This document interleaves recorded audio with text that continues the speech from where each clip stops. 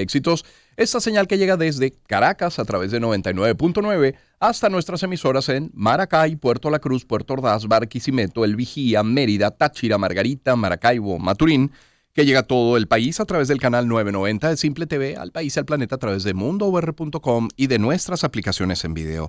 Es día martes, quiere decir que tenemos el primer sueldo de... Me emociona mucho de tener a este astrofísico, doctor en ciencias planetarias, profesor universitario. Nuestro invitado hoy es un experto en asteroides y en cometas, un hombre premiado, conocido y reconocido, además por su trabajo dentro y fuera de la NASA. Me refiero a que vamos a conocer el primer sueldo del astrofísico Humberto Campins. Moneda en retrospectiva. Mi primer sueldo. Con Román Losinski. Y como les decía el doctor Humberto Campins con nosotros en línea. Doctor Campins, qué gusto saludarle, ¿cómo está? Buenos días, muy bien, ¿y usted? Muchísimas gracias por atendernos, nosotros muy bien, adiós, gracias. ¿Cuándo recibe, vamos a comenzar por acá, cuándo recibe, doctor Campins, usted dinero por primera vez en su vida y por qué? Por primera vez en mi vida no tiene que ver con mi parte profesional. Claro. Tenía como 9 años y estaba en vacaciones de verano, yo quería trabajar y conseguí un trabajo en una tienda que se llamaba Centrobeco en Barquisimeto, mi ciudad natal. Y durante, no sé, 2 meses, trabajé allí ayudándolos con el inventario. Haciendo inventario. Inventario, exacto. Y bueno, yo quería trabajar y le dije a mis padres que quería trabajar y me busqué un trabajo y bueno, eso fue una lección muy interesante para mí. Mi primer trabajo profesional viene ya en la Universidad de Maryland, cuando yo me doctoro en la Universidad de Arizona en diciembre del 82 y tenía una oferta de trabajo en la Universidad de Maryland. Yo me doctoré un viernes y el lunes ya estaba en Maryland trabajando. Wow. Para mí fue una experiencia muy valiosa porque era un grupo muy, muy bueno. Y a pesar de que yo venía de la mejor universidad en mi campo en los Estados Unidos, el grupo de Maryland me dio una perspectiva distinta y mi tutor o mi jefe, Mike Ahern, que en paz descanse, trabajamos juntos en lo del cometa Halley. Uh-huh. y fue para mí bueno, una oportunidad extraordinaria y de allí pues continué con mi carrera. De allí regresé a Arizona, me independicé del trabajo de Maryland, que era hasta 7 años, pero a los 2 años yo había conseguido suficientes proyectos del National Science Foundation y de la NASA uh-huh. para pagarme mi sueldo completo y mudarme a donde quisiera. Entonces me mudé de nuevo a Arizona, donde tenía un grupo de trabajo muy bueno. Y bueno, total, el hecho es que fue una oportunidad extraordinaria y ahora en la perspectiva que uh-huh. tengo, eso definió muchísimo el resto de mi carrera. Aprendí muchísimo allí y tuve la oportunidad de conectarme con gente de la costa este de los uh-huh. Estados Unidos, que siempre hay diferencias, ¿no? Y estaba cerca del cuartel general de la NASA, claro. que queda en Washington, y la Universidad de Maryland queda en la zona metropolitana de Washington D.C. Todo eso me ayudó mucho. Y luego continué mi carrera en Arizona, en parte porque los telescopios estaban en Arizona. Exacto. El clima despejado en Arizona, y siempre para mí era una ventaja estar cerca de los telescopios. Si aparecía un cometa inesperadamente, yo podía llamar al director del observatorio y decirle, mire, apareció un cometa inesperado, nos da unas horas esta noche para tomar unas observaciones. Y eso me ayudó también muchísimo. Pero por supuesto, doctor Campins describe su paso por la Universidad de Maryland como una experiencia valiosa, pero me llama la atención que hable de ese primer trabajo de los 9 años en Centrobeco como una lección. ¿Qué lección le dejó ese primer trabajo, ese primer trabajo a destajo? Eso fue una lección en parte muy auspiciada por mi padre, claro. para apreciar el valor de un bolívar, ¿no? Eso es. Del dinero, de que yo tenía que trabajar y al final me gasté el sueldo en regalos para mi familia, porque yo vengo de una familia grande, 3 hermanos, 3 hermanas, mis padres, muchos primos, y le compré regalos a todo el mundo, que para mí fue un orgullo tener dinero para comprarles regalos, ¿no? Pero sí fue el hecho de que yo tenía que trabajar, y es un trabajo medio aburrido el hecho de hacer inventario, pero era una lección importante de que uno tenía que esforzarse por aquel poco dinero que se ofrecía, pues, especialmente para un niño de 9 años, ¿no? Y se siembra ya la semilla de la responsabilidad, ¿no? De cumplir con un horario, con con unas metas. Sí, yo me iba a pie al centro. Hasta allá. De ese niño de 9 años que se iba a pie a Centro Eco, hasta este hombre que se forma en Arizona, luego se va a Maryland, que trabaja con la NASA, ¿cuándo surge ese gusto por el espacio, por la profesión? Yo lo tenía desde que tengo uso de razón. A los 4 años aproximadamente, yo le decía a mi madre que yo quería un helicóptero para ir a Marte. Y la señora que nos cuidaba, Isidra, que todavía hablo con ella una vez a la semana, decía: señora Clara, este niño está hablando tontería o locura. Y es cierto, porque a Marte no se llega en un helicóptero. Pero la verdad es que yo he tenido eso desde que tengo uso de razón. Y por lo tanto, he tenido esa ventaja, que yo he tenido un norte, un faro que me guía, que es la astronomía. Y gracias a ese norte tan claro, yo le pasé por encima una cantidad de situaciones que en otras vidas hubieran sido una crisis. Para mí no lo fueron, porque yo siempre tuve claro a dónde iba, ¿no? Ahora, nunca me imaginé, ni era mi plan, llegar a donde llegué, participar en una nave espacial de la NASA, de ir a buscar una muestra de un asteroide y traerla a la Tierra, que por cierto llega en septiembre de este año. Eso es algo que yo aún hace 12, 15 años ni me lo imaginaba. Es decir, ese niño que quería el helicóptero para llegar a Marte nunca soñó con la NASA. Soñaba con la NASA. Yo tenía 8 años cuando el hombre llegó a la Luna, y me acuerdo que yo tenía un cuadernito donde yo tenía un gráfico de dónde estaban las naves de Apolo entre la Tierra y la Luna, en qué parte de la órbita y todo aquello. Sí, yo sí soñaba con la NASA, pero no me imaginaba que yo iba a tener el privilegio de ser parte de un equipo que compitiera para que la NASA le diera el financiamiento, y que nosotros construyéramos una nave, la operáramos, fuéramos a un asteroide, lo estudiáramos durante 2 años para escoger el sitio ideal donde tomar la muestra, bajar, tomar la muestra y regresar a la Tierra, y Dios quiera, eso va a salir muy bien ahora en septiembre de este año.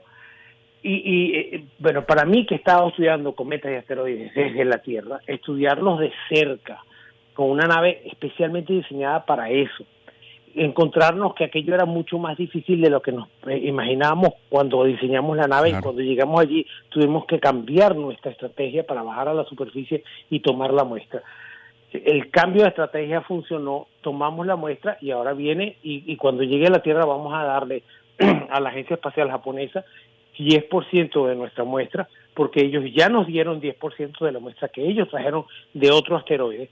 Entonces vamos a tener muestras de 2 asteroides siendo estudiadas por equipos a través del mundo, pero especialmente por equipos japoneses y americanos.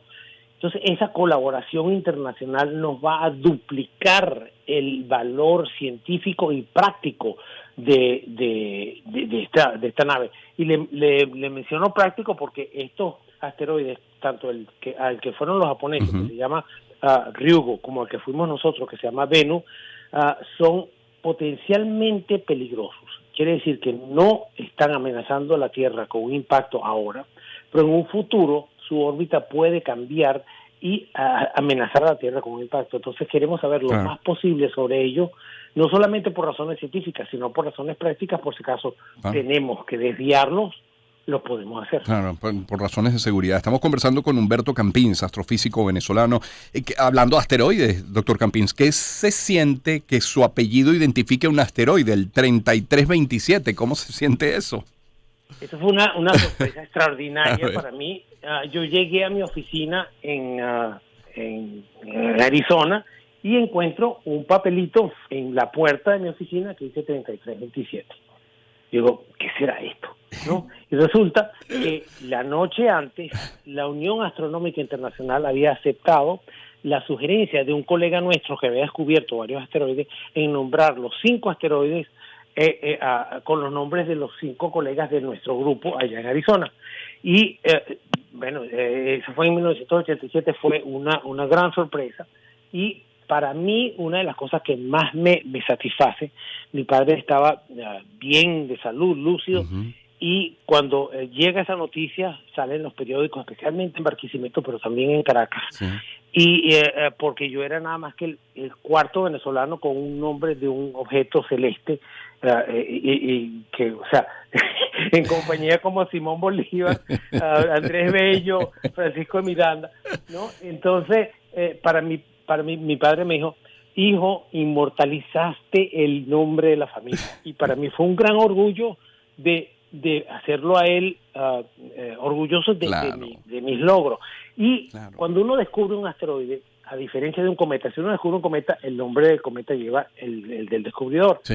Pero un asteroide uno tiene que darle el nombre de otra persona. Y este colega decidió sugerirnos a nosotros, a los 5 que nombraron ese día, como reconocimiento a nuestro aporte al campo del estudio de los asteroides y de los cometas. Qué bonito. Entonces, eso fue una maravilla para mí, un gran reconocimiento y que enorgullecía a mi padre, que tiene unos logros, o sea, mis logros son nada comparados con los de mi padre, porque yo no tuve 7 hijos, yo no fui agricultor y ganadero, y además médico para poder pagar su primer amor era el campo. Él estudió medicina para poder recibir dinero y comprarse unas tierritas y montar su agricultura y su ganadería. Y además de eso, se gana el Premio Nacional de Medicina y fue miembro de número de la Academia de Medicina de Venezuela. Entonces, comparado con mi papá, yo lo que estoy haciendo es medio moviendo una tierrita ahí en un campito de juego. Doctor Campins, está clarísimo el cariño, el aprecio y lo importante, lo valioso que es la familia para usted. Cuando no solamente se refiere a su padre, cuando dice que todavía habla con esa nana, con esa mujer que les cuidó una vez a la semana hoy. Isidra Faneite, con ella hablo todos los domingos. ¿Por qué? ¿De qué hablan?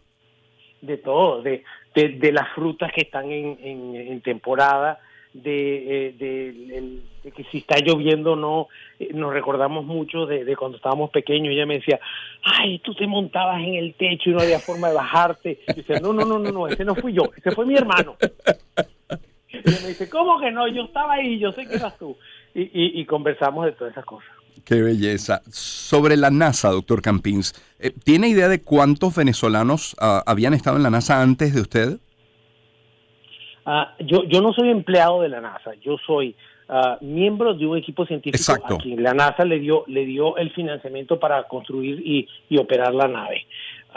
No sé cuántos, conozco a varios, y que hemos estado en distintos puestos en los Estados Unidos, algunos que trabajan para la NASA misma, pero la NASA es una agencia bastante grande, sí, y a veces no nos conocemos. Hace poco conocí a alguien que trabaja en el Kennedy Space Center, una muchacha venezolana, sí, no, y nos conocimos por casualidad, porque no hay mucha oportunidad para interactuar con gente que está en otros proyectos. Entonces, pero sí, he tenido colegas más o menos contemporáneos míos, y Sabatino Sofía, venezolano, sí, tal vez fue el primero. Él estaba en la NASA, en el centro de la NASA Goddard de Washington, del Maryland, sí, pero las afueras de Washington. Y él fue también tutor mío, en el sentido de que él sabía que yo quería venir a estudiar a los Estados Unidos. Cuando llegué, me puse en contacto con él y me asesoró, me ayudó bastante, y después terminamos muy amigos. Me interesa, doctor Campín, su opinión sobre la inteligencia artificial que está abarcando que casi que todos los terrenos de la ciencia o no de ella. ¿Cuál es su visión? ¿Lo ve como una herramienta válida para el estudio del espacio? Absolutamente. ¿Sí? Yo no sé mucho sobre inteligencia artificial. La hemos utilizado, por ejemplo, para el reconocimiento de cierto tipo de terrenos en la superficie de Venus, del asteroide, y tiene un potencial extraordinario. Por otro lado, es un arma de doble filo y también tiene la posibilidad de que sea aplicada de una manera poco ética y quién sabe qué más. El peligro a la larga, que yo he oído de la gente que sí sabe de esto, es que una inteligencia artificial que llegue a pensar más rápido que los seres humanos podría ser una amenaza para la humanidad. Porque resulta que en ese escenario, en esa posibilidad, de repente nosotros nos volvemos un estorbo para la inteligencia artificial en vez de ellos ser, en vez de la inteligencia artificial ser un instrumento para ayudarnos. Cuando hablaba de ese muchachito montado en el techo de la casa y que Isidra reclamaba, se refiere a su hermano Lorenzo. Lorenzo, Rafael, al que sea. Cualquiera de ellos. Vaya el abrazo para Lorenzo también, pero no fui yo, cualquiera de los otros 6.